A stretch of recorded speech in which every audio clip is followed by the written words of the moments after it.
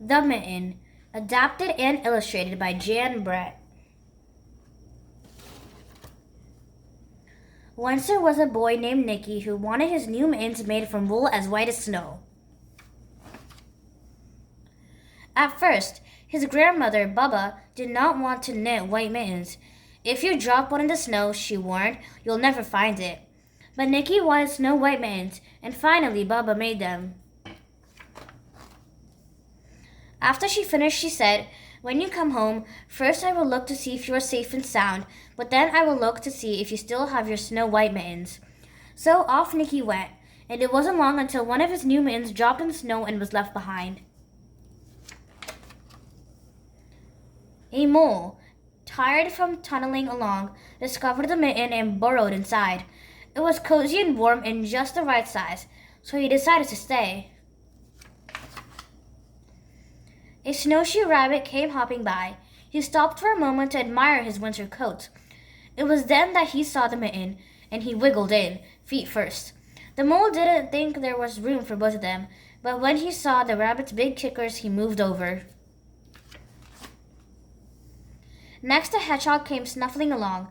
Having spent the day looking under wet leaves for things to eat, he decided to move into the mitten and warm himself.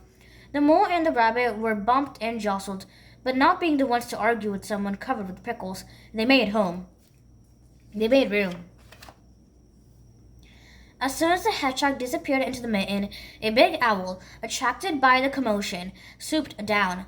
When he decided to move in also, the mole, the rabbit, and the hedgehog grumbled, but when they saw the owl's glinty talons, they quickly let him in. Up through the snow appeared a badger. He eyed the mittens and began to climb in. The mole, the rabbit, the hedgehog, and the owl were not pleased. There was no room left, but when they saw his diggers, they gave him the thumb. It started snowing, but the animals were snug in the mitten. A waft of warm steam rose in the air, and a fox trotting by stopped to investigate. Just the sight of the cozy mitten made him feel drowsy. The fox poked his muzzle in.